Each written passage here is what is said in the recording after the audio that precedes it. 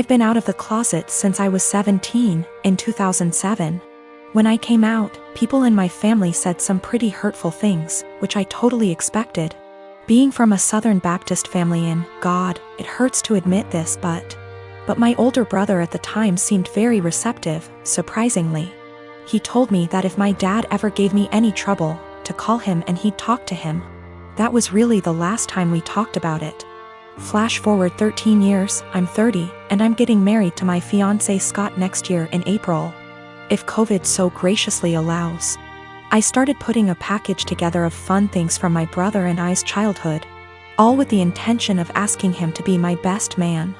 However, he called me 2 weeks ago, claiming he's wanted to talk to me about this for a long time. He went into the long tangent about how being gay is wrong and isn't what God wants. He said he thinks Scott is a nice guy and he loves me, but he doesn't think it's right that we're getting married. It was quite a shock, as Scott and I have stayed with him multiple times when we visit my hometown. To top it off, and what hurts perhaps the most, he said my 3-year-old niece, whom we adore, won't be coming to the wedding because he didn't want to have to explain to her what was going on here. Notice he only said that she wasn't coming to the wedding. I think he fully expected to still be invited after this. His wife, whom he started dating when I was 12, feels the same apparently. My whole dad's side of the family feels the same way they do, but I've already written them off mostly in my mind. My mother is beyond pissed and upset at them. I think what upsets me the most is a sense of betrayal. They were my safe spot in the family. I felt like because they're close to my age and younger and went to college, they would understand and it wouldn't be a big deal to them. I almost feel a bit embarrassed because Scott comes from a wonderful Italian Catholic family and they've never been anything less than loving and supportive. I told them that, on what is supposed to be one of the happiest days of my life, if they or anyone else is sitting in the audience and in the back of their mind thinking that what we're doing is wrong or not right, they should just stay home. I know my brother and family love me, but it feels up to a point, conditional, and limited. I told them that they learned being gay is wrong. They weren't born not liking gay people. So they can unlearn it, if they were willing. But I don't think that's going to happen. My dad died and I'm scared my family won't get along. So yesterday after my dad comes home he eats what my mom made for him. Eggs and Spam. To be clear, he has a pre-existing medical history of high blood pressure and gout. First found out when he was admitted to the hospital in 2015 when he fell ill, and we basically had to force him to go to the hospital BC he didn't want to go. He was put on medication since, with changes to them maybe a year or so ago. So back to when after he ate. My half-sister heard a thud around 740-ish and told me to check BC. She thought maybe my parents are arguing. I go down and see my dad on the kitchen floor, my mom behind him a few feet away, and I hear him snoring. I ask my mom a question, get worried, run back upstairs and knock on my sister's door. She calls my other sister and also tells me to stop wasting time, call 911. I was scared and frantic. I wish I called 911 or saw him when he came in so I could maybe have called sooner. They get frantic too and we all start yelling at each other, and I try to maintain order also as I'm talking to 911 person. At some point in all of this my brother-in-law yells for help and I help him turn my dad onto his side. BC, he said he could choke on his saliva.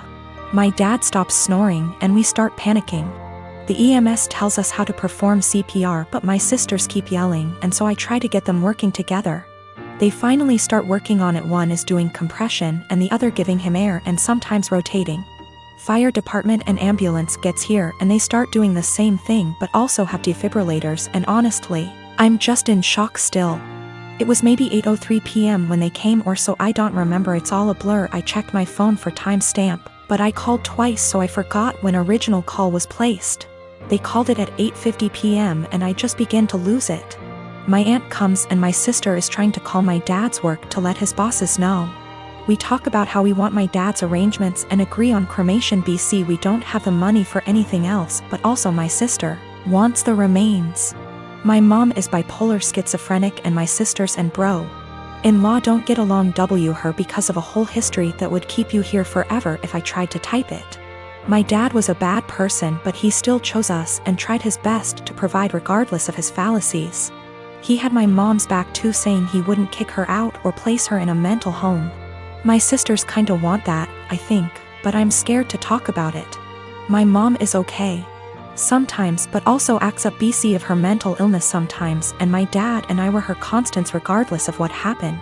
My mom is old and still wants to benefit from some social security services that my dad had, but my sisters and I think we should get a majority control of his account. There's a lot of renovations to be done. BC he ignored upkeep of the house for a number of years, example, the roof. My mom is not very sad about the ordeal. BC she had a long history of mental abuse from my dad, and I understand, but we for some reason stayed together. It how to move forward except for one moment at a time, and I'm still waiting for funeral home to come pick up his body. It's 8:13 a.m. now, been waiting since night before.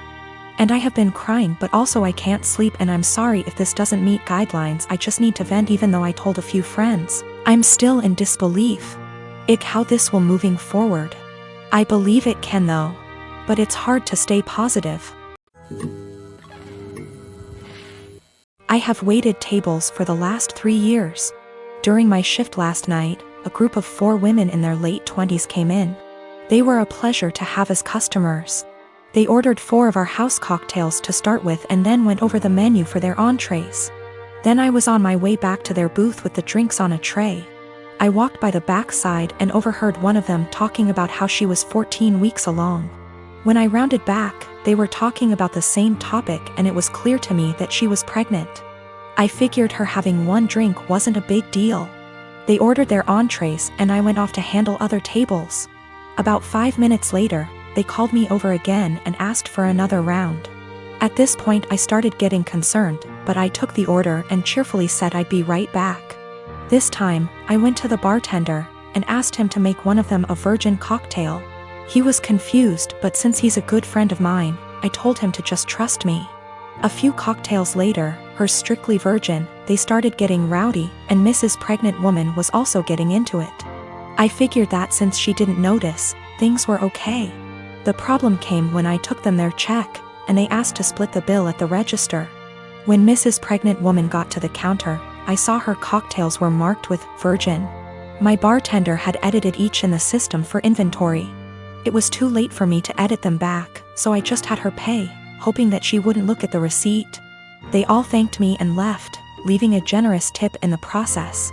They were talking in the parking lot for the next short while, presumably waiting for an Uber. Several minutes later, Mrs. Pregnant Woman came back and asked what virgin on the receipt meant. I fessed up that it meant non-alcoholic. She blank stared me for a few seconds and then asked if she had ordered a non-alcoholic cocktail. I said no, but told her that I assumed she wanted one seeing as she was pregnant. It was a lame lie, and I'll admit it, but she looked me in the eye and asked me to return her part of the tip. I did so. Then she talked to my manager. My manager took me into her office and literally shrieked at me until hoarse. I stood my ground and told her that I'm not going to be responsible for FAS. She told me that she was taking me off the calendar until she decided what to do with me. She also informed me that I could get the restaurant in serious trouble for discrimination. And upon examination of my state's laws, she is correct. But when I talked to my mother and father about it tonight, they told me that they understood my position. The entire staff at the restaurant is against me, and I think that I'm going to call in and tell my manager that I quit. But I still feel in the right here. This all went down about an hour ago, and my wife is still crying in our bathroom with the door locked. Backstory: we had our son, now 11 months old, while my wife is in residency. She took a few weeks off before giving birth, and then went back to work a few months after. While I transitioned my hours to part-time so that I could stay at home and raise our son, my mom moved in with us shortly after the birth in order to help out, which allows me to get in a few hours of work per day and also not get swamped with taking care of the baby / housework. She's quite old-fashioned and would definitely not prefer this arrangement with me being a stay-at-home dad. But she hasn't said anything to either of us and has been a great help. For anyone unfamiliar with medical residency, it is brutal. My wife has just over a year left. Sometimes she comes and goes for 1 to 3 days, and our son is asleep the whole time she's home, which has been happening more as his sleep schedule shifted to sleeping through the night. My mom and I make sure that when she's home and the baby is awake, my wife gets him 100%. I know it's been hard on her, but unfortunately it's just going to be this way for another year. The first big milestone she missed was him rolling over. When she got home, my mom pulled her over to the baby all excited. I thought she was going to tell her, but instead she says, "Julie, you came home right on time. He's been moving about as if he's going to roll over." They both stood there encouraging him, and right on cue he rolls. My wife was elated. She was so worried and guilty about not being there, and she took it as proof that she can still be a present mother while working. So we continued. I send texts over little things she misses through the day so that it's not completely unbelievable. But my wife has been present for every single big milestone. He coincidentally started crawling with her right there. His first words were in front of her, and he began standing, cruising, and walking when she happened to be home. The walking one was difficult. There was a tough 7-day stretch where she just wasn't home during the daytime when he was awake. And his walking went from teetering to walking a couple steps pretty confidently in that time.